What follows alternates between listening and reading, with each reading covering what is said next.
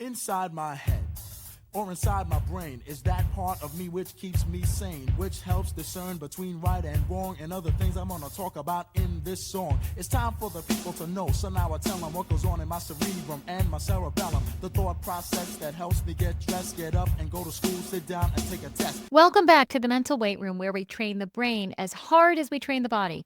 I'm your coach, Antoinette Datoc, and today we're tackling one tiny word that can completely change the way you think as an athlete. Let me ask you this. Have you ever caught yourself saying things like, I'm not strong enough, I'll never get this, I just can't? Those thoughts stop most athletes in their tracks, but here's the good news. There's one little word that flips the script, and that word is yet. I can't do this yet. Adding yet doesn't mean you suddenly nail the skill or hit the perfect play, but it does mean you've given yourself space to grow. It shifts your focus off results and outcomes and back where it belongs, on the process. Yet takes negative thoughts to neutral, sparks motivation, creates hope, and my favorite part, it smashes through that perfection barrier that holds so many athletes back. Here's the big idea for today. Yet is the bridge between where you are and where you want to be. It transforms failure into feedback, mistakes into lessons, and doubt into curiosity. And in this episode, we're breaking down the science behind yet, why it matters for athletes, and practical ways you can start using it right now, whether you're on the field, in the gym, in the pool, or anywhere working on your mental game. Here's the problem. Negative self-talk is normal. Every athlete hears it in his head at some point. I can't do this. I'm not good enough. I'll never get it. If you let those thoughts run wild, they'll snowball into stress, anxiety, procrastination, and sometimes even quitting. But here's the solution. Add yet. I can't do this yet. I'm not good enough yet. Notice how it stops the thought from being final? It shifts your brain out of judgment mode and into observation mode. Here's the science behind it. Your brain is wired to see failure as permanent, but when you add yet, you signal possibility. And research in neuroplasticity, the brain's ability to change, shows that effort and practice literally rewire your brain. That one word primes your brain to keep learning.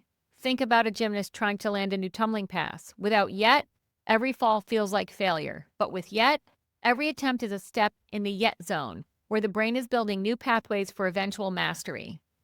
Yet is basically an optimism hack. Instead of saying, I give up, your brain starts saying, maybe not now, but soon.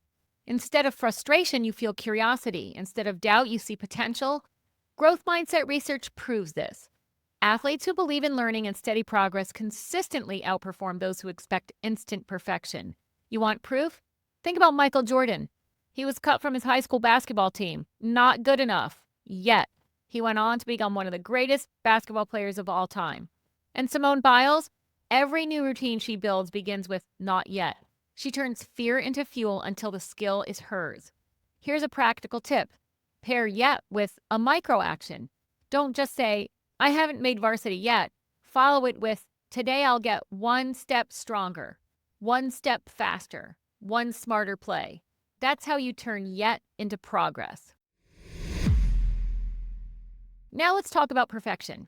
Perfection is sneaky. It convinces you not to try because you don't want to mess up. It convinces you to hold back in practice or even skip opportunities because you're scared of not being flawless. Yet breaks that barrier. Instead of I'm not ready, it becomes I'm building readiness. You don't have to be perfect, you just have to keep improving. And the science backs this up. A study from the London School of Economics found that rising perfectionism actually increases anxiety and decreases performance. But when you use yet, you bypass the mental roadblock. You tell your brain, this isn't final, this is progress. And now here's a pro tip. Use yet out loud in practice. Say it to yourself after a tough rep. I can't hit this serve yet. Every repetition, every small success strengthens that neural pathway and builds confidence. Now let's get practical. Here are 5 tools you can start using today. Number 1, add yet to your self-talk. Every time a negative thought shows up, tack yet on the end. Number 2, break goals into micro steps. I can't dunk yet.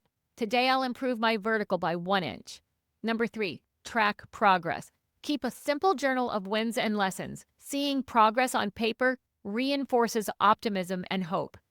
Number 4, embrace feedback as fuel. Instead of "I failed," say "I'm not there yet. Here's what I'll improve." And number 5, visualize the bridge. Picture yourself on one side, your goal on the other. Every rep, every drill, and every mindset shift is laying a plank across the bridge. Now here's your challenge for this week. Pick a skill or habit you've been avoiding because you feel stuck. Number 2, add "yet" to your self-talk. Number 3, take one small imperfect action toward it. And here's my closing thought. Every elite athlete you admire started somewhere.